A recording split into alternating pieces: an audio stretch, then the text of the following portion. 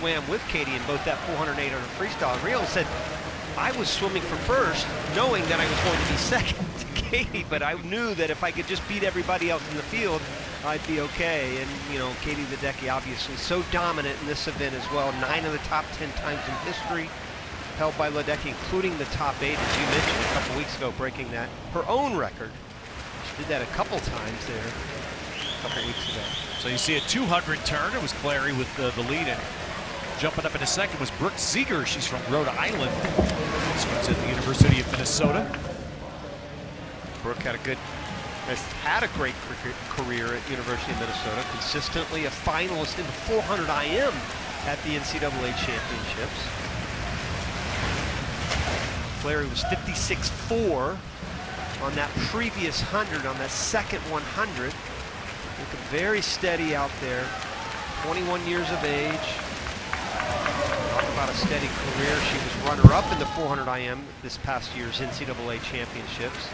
Swims a great mile, finaled in the mile, finaled in the 500. So coming here to 300, Brooke Ziegler, next to the bottom, is going to flip first. Yep, she's edged.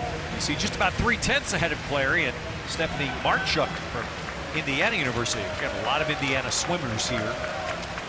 And she's in third. And now she's outsplit Clary. She was 56.1 on that 100. On that third 100 as they go into the 350 here.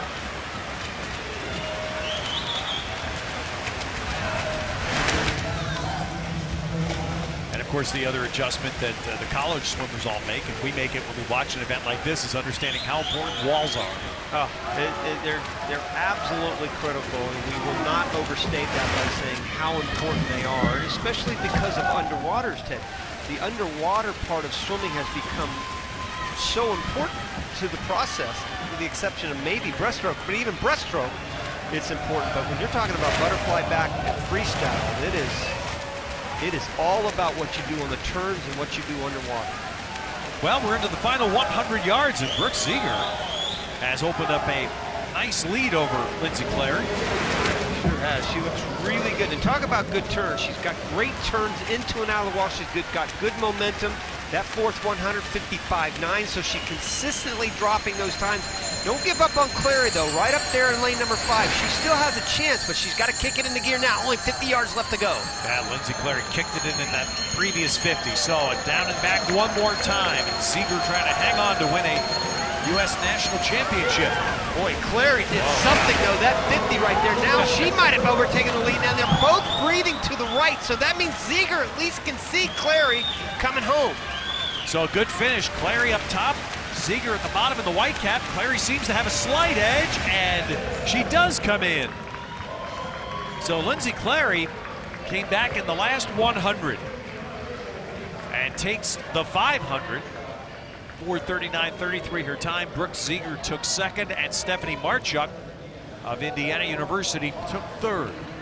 22 100ths of a second separated those two swimmers, but that split by Claire, 54.8 coming home the last 100. That was the key to that race. She just made sure she did not let Ziegler get away. That nice, easy early speed in the race. You see her keeping her head down, breathing every stroke, but somehow or another, Ziegler snuck in there and was able to go by her sort of in the middle of the race. You see Ziegler right there, Ted?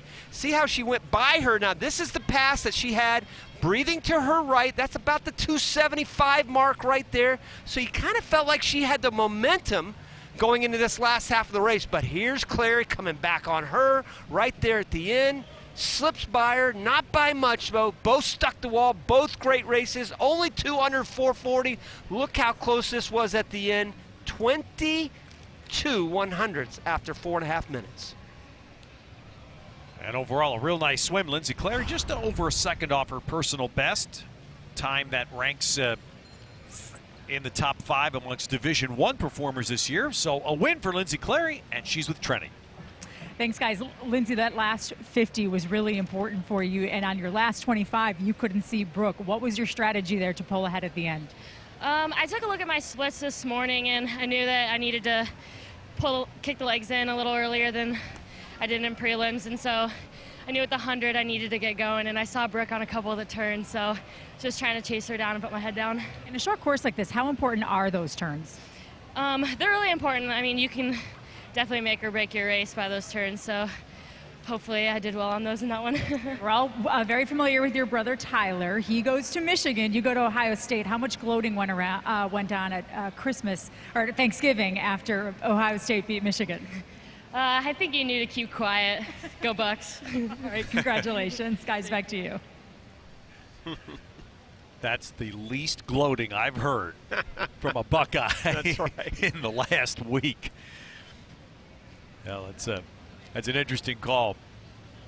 It was one of the great rivalries in college athletics, second only to Auburn, Alabama, right, Rowdy? I would have to say that's a pretty big one. Either one, you can't go wrong with either one of those rivalries. Of course, Rowdy Gaines a very proud War Eagle. Fun time of the year in America. It wasn't so fun for us. Well, no, I know.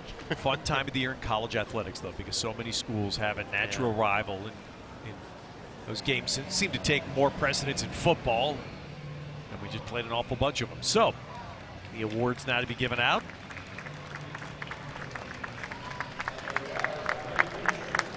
You know, Rowdy, as we see this, I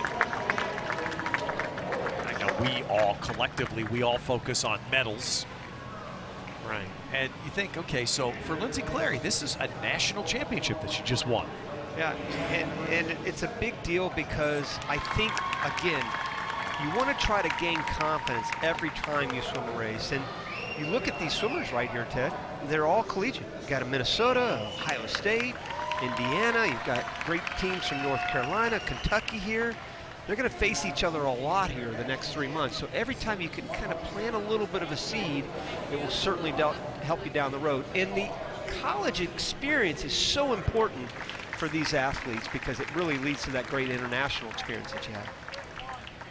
So 3 medals, and Lindsay Clary wins a national championship. The men will now be up for their turn at the 500 free next.